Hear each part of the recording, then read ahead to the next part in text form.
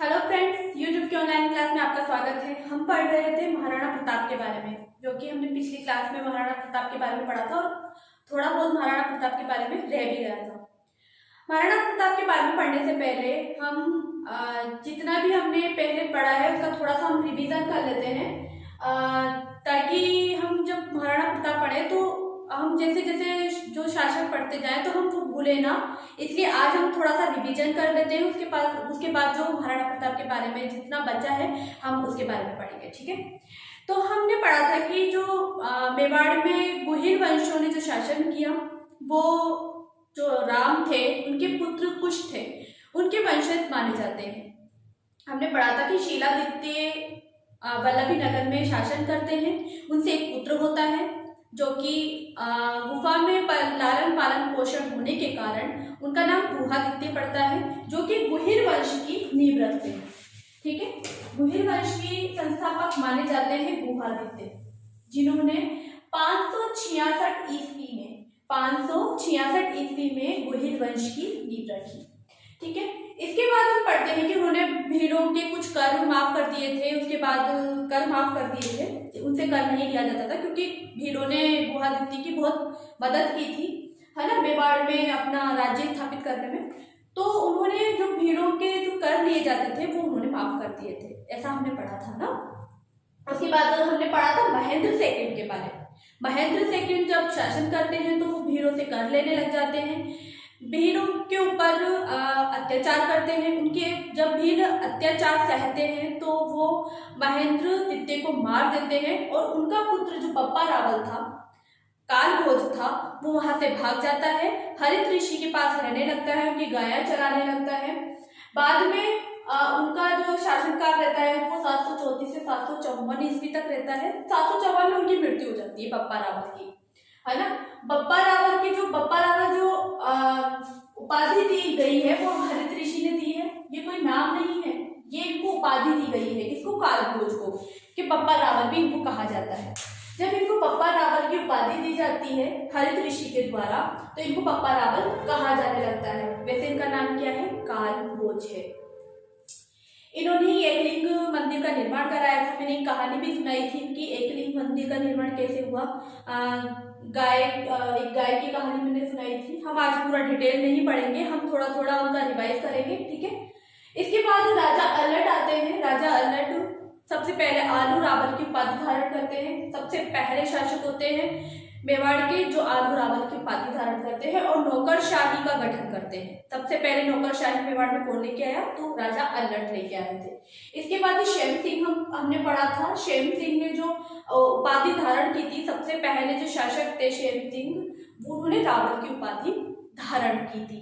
इनके दो पुत्र पढ़े थे हमने, सामंत सिंह और कुमार सिंह।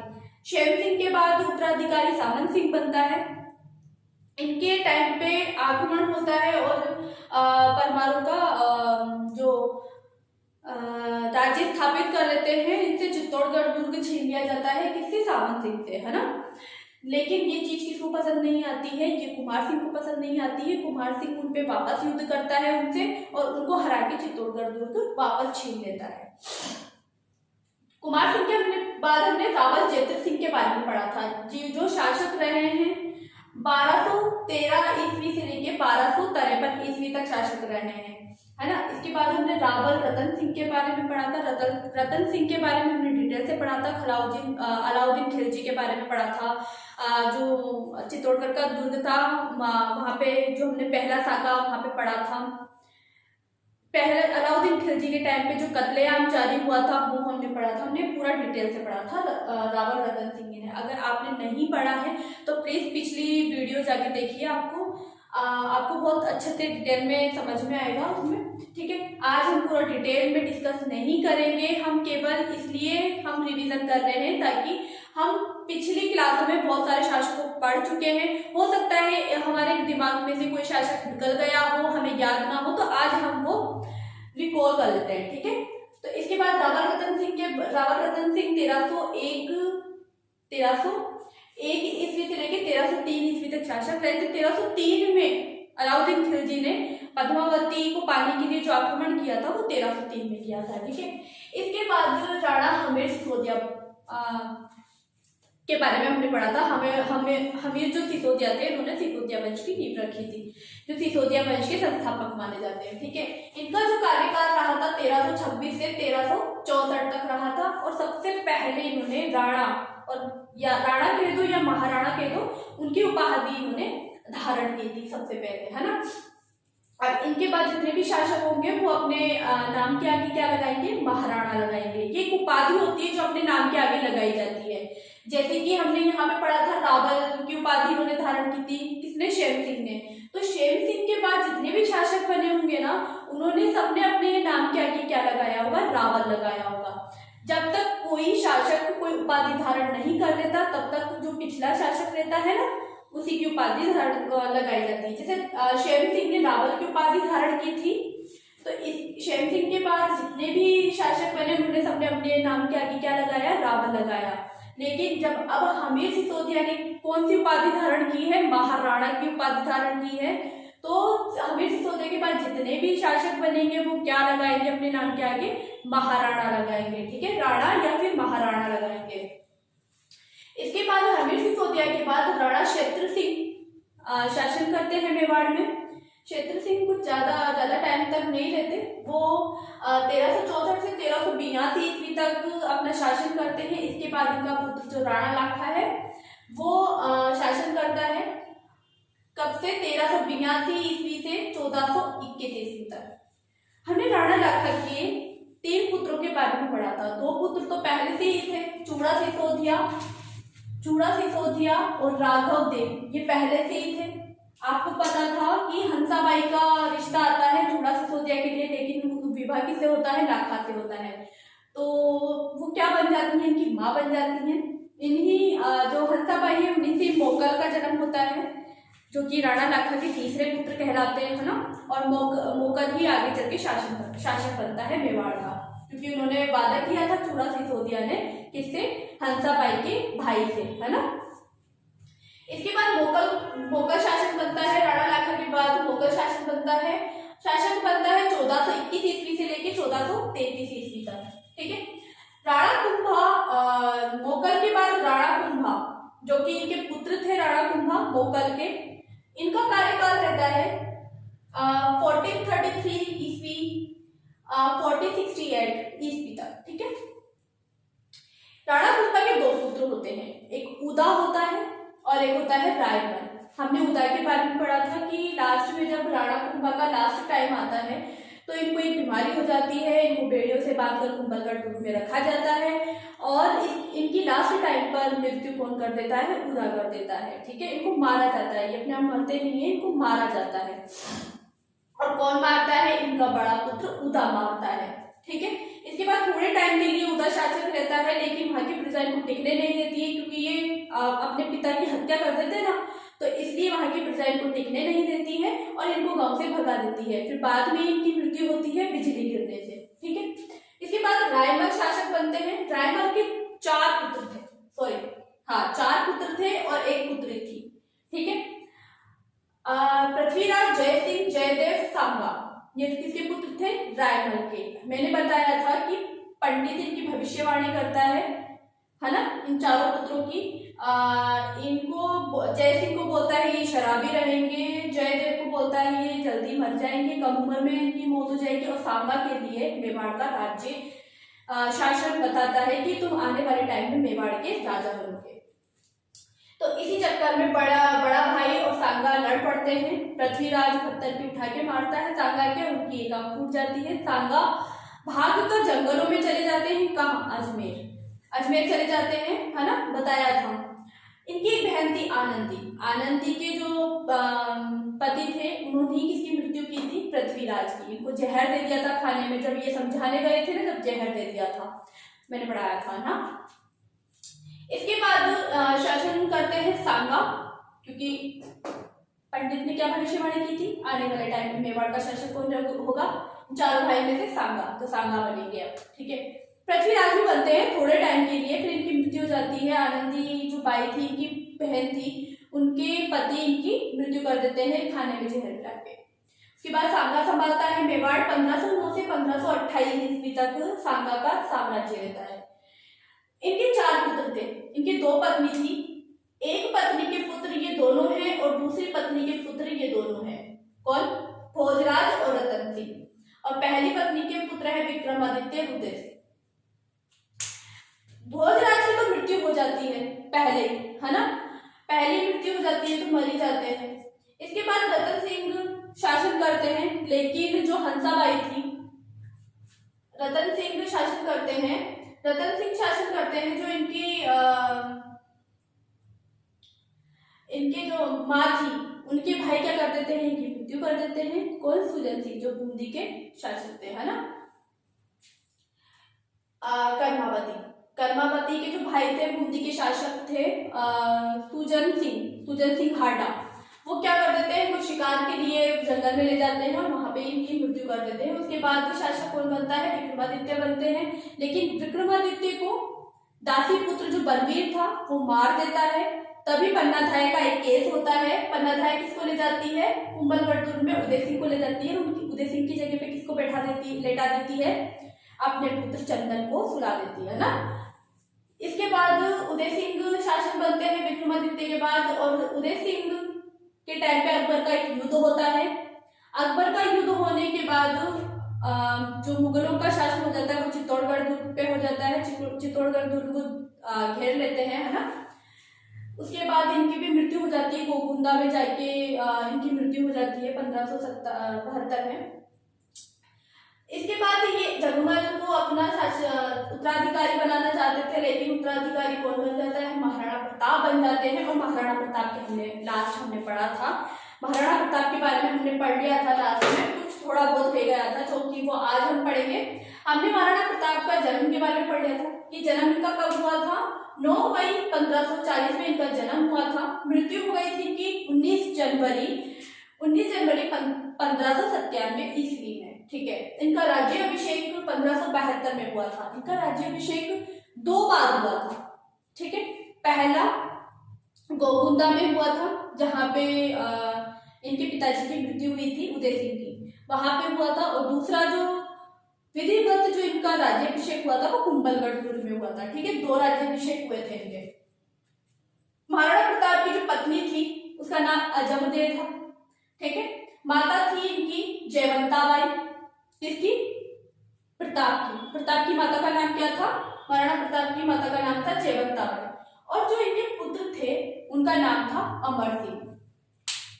लास्ट हमने हल्दी घाटी के युद्ध के बारे में पढ़ा था। हमने पढ़ा था कि 2 मुगल सेना किस तरीके से अपना जो युद्ध का रणनीति बनाती है वो किस तरीके से बनाती है, और जो मेवाड़ी जो सेना होती है वो अपनी युद्ध की रणनीति किस तरीके से बनाती है। जब दोनों की रणनीतियां बन जाती है तो दोनों का आमना सामना होता है और युद्ध बहुत भयंकर होता है। यह हमने पढ़ा था हल्दी घाटी का युद्ध लास्ट में।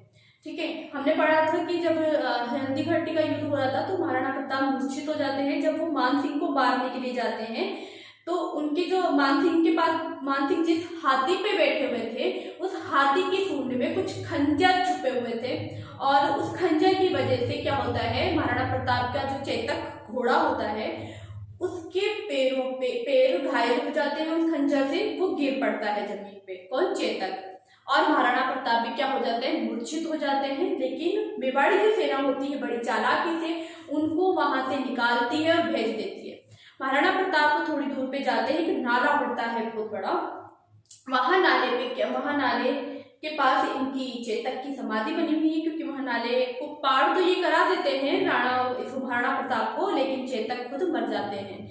तो वहां पे उसी नाले के पास जो हमारे चेतक है, घोड़े हैं, महाराणा प्रताप जी के, उनकी समाधि बनी हुई है। जब ये नाला पार करके दूसरे गांव में जाते हैं तो वहां अपना इलाज करवाते हैं महाराणा प्रताप। घोड़ा तो मर ही गया है अब, है ना। तो महाराणा प्रताप के भी जगह जगह घाव लगे हुए थे जो हल्दी घाटी युद्ध के कारण। तो वो नाला पार करने के बाद जिस गांव में जाते हैं वहां पे अपना इलाज करवाते हैं। उस गांव से फिर जब वो ठीक हो जाते हैं तो कुंभलगढ़ दुर्ग में चले जाते हैं। लेकिन मुगली सेना क्या होती है, मुगल सेना उनका थोड़ी देर तक पीछा करती है, लेकिन वो क्या करती है, गोकुंदा जाती है और गोकुंदा पर अपना अधिकार कर लेती है।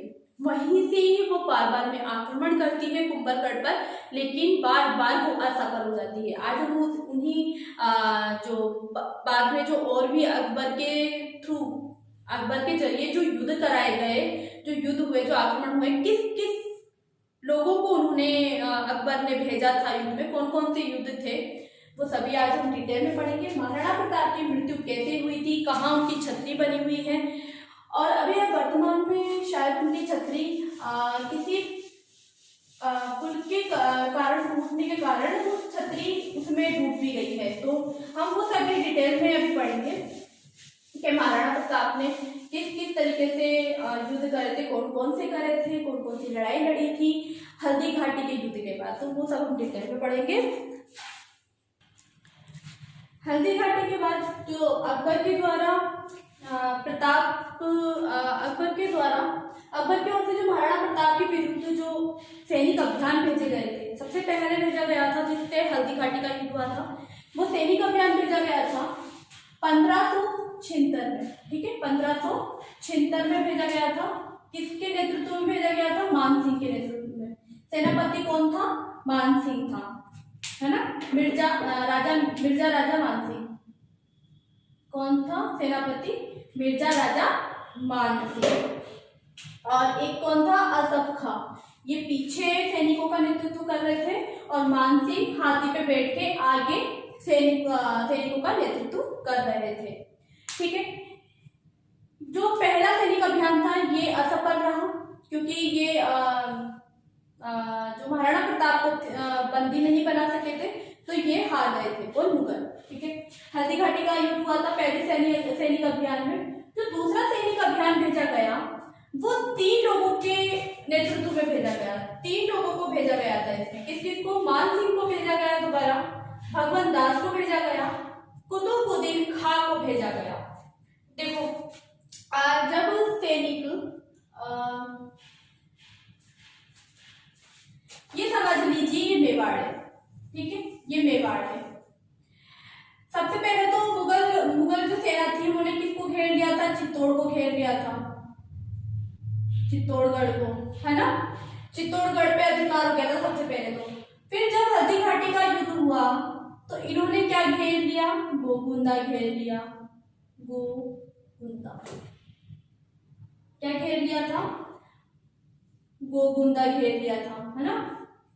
अब क्या बचा है? केवल कुंभलगढ़ बचा है। क्या बचा है? कुंभलगढ़ बचा है। कुंभलगढ़ पहले तो अकबर के टाइम पे जब उदय सिंह थे, जब तो चित्तौड़ पे अधिकार कर लिया था, है ना। अब जब हल्दी घाटी का युद्ध समाप्त हो गया, महाराणा प्रताप आपको पता है बीच में से निकल गए थे हल्दी घाटी के युद्ध में। तो मुगल ने जो सेना वहां बची थी उसने बाद में क्या करा कि जब महाराणा प्रताप तो निकल गए थे हल्दी घाटी के युद्ध से, तो पीछे से मुगल सेना पीछे से आके किस पे अधिकार कर लिया? उसने गोगुंदा पर अधिकार कर लिया। अब क्या करेगी मुगल सेना गोगुंदा पे से किस पे आक्रमण करेगी? कुंभलगढ़ पे आक्रमण करेगी, कुंभलगढ़ दुर्ग पे। अभी महाराणा प्रताप कहाँ है? कुंभलगढ़ दुर्ग में है ना। तो जो सेकेंड सैनिक अभियान भेजा गया था वो भेजा गया था 13 अक्टूबर 1576 में। किन किन के नेतृत्व में भेजा गया था? मान सिंह, भगवंत दास, कुतुबुद्दीन खां। ठीक है, इन तीनों के नेतृत्व में भेजा गया था। किस पे अधिकार कर लिया था इन्होंने कर लिया था गोगुंदा पर अधिकार। कब? 13 अक्टूबर 1576 में। ठीक है, अब देखो तो कितना बड़ा हिस्सा मुगल के अंडर में आ गया है। एक तो चित्तौड़गढ़ दुर्ग आ गया है मुगलों के अंडर में, एक गोगुंदा आ गया है। अब गोगुंदा पर अधिकार कर लिया इन्होंने। इस अभियान में खुद अकबर भी आए थे। जब इन्होंने अधिकार कर लिया था इस पे अधिकार कर लिया था, इस पे जब अधिकार कर लिया था तो यहाँ पे कौन आए थे? बाद में अकबर भी आए थे। और अकबर ने क्या करा? एक मुजाहिद बेग खां को यहाँ का क्या बना देते हैं? सूबेदार बना देते हैं। किसको बना देते हैं? मुजाहिद बेग खां को। किसको बना देते हैं? मुजाहिद बेग खां को यहाँ का क्या बना देते हैं? सूबेदार बना देते हैं। अब सूबेदार बनाने के बाद अकबर तो चले जाते हैं कहाँ? आगरा। अब पीछे से क्या करते हैं? जो कुंभलगढ़ की सेना होती है, मेवाड़ी सेना होती है, वो पीछे गोगुंदा पे। ठीक है, किसको सूबेदार बना दिया? मुजाहिद बेग खां को सूबेदार बना दिया। सूबेदार बनाने के बाद जो मुजाहिद बेग खां को सूबेदार बनाने के बाद अकबर तो चले जाते हैं आगरा, पीछे से मेवाड़ी सेना आती है और मुजाहिद बेग खां को मार देती है और किस पर अधिकार कर लेती है? गोगुंदा पर अधिकार कर लेती है। ठीक है, अब वापस से गोगुंदा किसके अंडर में आ गया है? मेवाड़ के अंडर में आ गया है। कुंभलगढ़ तो पहले से ही मेवाड़ में था। ठीक है, अब तीसरा जो सैनिक अभियान, अब इस जब मुजाहिद बेग खां को मेवाड़ी सेना मार देती है तो भाई अकबर को आता है गुस्सा। जब अकबर को गुस्सा आता है तो अकबर जो तीसरा सैनिक अभियान भेजता है वो शाहबाज खां के नेतृत्व में भेजता है। किसके नेतृत्व में भेजता है? शाहबाज खां के नेतृत्व में भेजता है तीसरा सैनिक अभियान। अब जो शाहबाज खां है ये 3 बार मेवाड़ पर आक्रमण करेगा। कितनी बार आक्रमण करेगा? ये 3 बार आक्रमण करेगा। अगर आप चाहते हैं कि इसका स्क्रीनशॉट लेना चाहते हैं तो आप स्क्रीनशॉट ले लीजिए, क्योंकि जो ये इनकी डेट है शाहबाज खां की ये पूछी जाती है पेपर में, क्योंकि सेम डेट है, केवल मंथ अलग है और ईयर अलग है, बाकी डेट क्या है? सेम है। तो उन्होंने पहला युद्ध कब किया था? शाहबाज ने। दूसरा युद्ध शाहबाज ने कब किया था? और तीसरा युद्ध शाहबाज ने कब किया था? ये पूछा जाता है। तो अगर आपको सही लग रहा है, अगर आपको स्क्रीनशॉट लेना है तो आपको ले लिया करें, है ना। इसके बाद शाहबाज के नेतृत्व में अकबर अपनी सेना भेजता है। बहुत बड़ी मात्रा में वो शाहबाज के साथ अपने सैनिक भेजता है। कहाँ पे? कुंभलगढ़ दुर्ग में। अब भाई वो कुंभलगढ़ दुर्ग में आक्रमण कर देता है। कौन? शाहबाज खां। शाहबाज खां जब कुंभलगढ़ दुर्ग में आक्रमण करता है, ठीक है, आता है कब? 15 अक्टूबर 1577 में। इसी टाइम पे महाराणा प्रताप क्या करते हैं कि महाराणा प्रताप उदय सिंह सोनगरा को, किसको? उदय सिंह सोनगरा को कुंभलगढ़ दुर्ग संभलाते हैं, सौंपते हैं उसको, और खुद कहाँ चले जाते हैं? पहाड़ों पर चले जाते हैं। ठीक है, कहाँ चले जाते हैं? पहाड़ों में चले जाते हैं। महाराणा प्रताप उदय सिंह सोनगरा को दुर्ग सौंपते हैं कुंभलगढ़ का, और कहाँ चले जाते हैं? पहाड़ों पर चले जाते हैं। पीछे से आक्रमण करता है शाहबाज उदय सिंह सोनगरा को मार देता है और कुंभलगढ़ पर क्या कर लेता है? अधिकार कर लेता है। अब वापस से कुंभलगढ़ पर किसका अधिकार हो गया है? किसका अधिकार हो गया है? अब कुंभलगढ़ पर वापस से किसका अधिकार हो गया है? मुगलों का अधिकार हो गया है ना। अब केवल गोगुंदा मेवाड़ के पास है। केवल क्या है? गोगुंदा मेवाड़ के पास है। अब क्या करते हैं? अब जब ये पहाड़ पर चले जाते हैं, शाहबाज इस पर अधिकार कर लेता है, किस पर? कुंभलगढ़ दुर्ग पर। फिर 1 साल बाद 15 दिसंबर 1578 में फिर वापस से शाहबाज कहाँ आक्रमण करता है? जहां महाराणा प्रताप गए हैं पहाड़ों में। अभी महाराणा प्रताप वापस आए नहीं है ना, महाराणा प्रताप गए हुए हैं पहाड़ों में। अब शाहबाज कहाँ आक्रमण करेगा? वहीं जहां पे महाराणा प्रताप है ना, बंदी बनाने के लिए। लेकिन ये इस बार असफल हो जाएगा। क्या हो जाएगा? असफल हो जाएगा। महाराणा प्रताप को ये पकड़ नहीं पाएगा, मिलेंगे ही नहीं महाराणा प्रताप को। उसके बाद 1 साल बाद फिर ये कोशिश करता है 15 नवंबर 1579, है ना, पर ये फिर वापस से कोशिश करता है, लेकिन ये इस बार भी असफल हो जाता है। देखिए 2 बार असफल होता है और पहली बार में वो कुंभलगढ़ दुर्ग पर अपनी विजय प्राप्त कर लेता है। कौन? शाहबाज खां। इसके बाद जब चौथा युद्ध होता है, चौथा वो अपनी सैनिक जो दिवेर का युद्ध होता है। दिवेर का युद्ध में क्या होता है?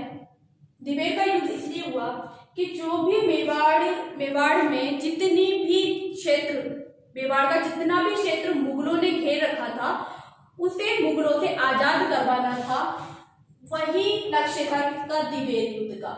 अब जो दिवेर युद्ध होगा ये इसका लक्ष्य क्या है? इस युद्ध का ये अकबर ने नहीं भेजा है, ये युद्ध अकबर के कहने से नहीं होगा, ये युद्ध होगा महाराणा प्रताप करेंगे, महाराणा प्रताप अमर सिंह जो कि उनका बेटा था अमर सिंह, वो और महाराणा प्रताप कब करेंगे? 82 में, अक्टूबर 1582 में दिवेर का युद्ध होगा।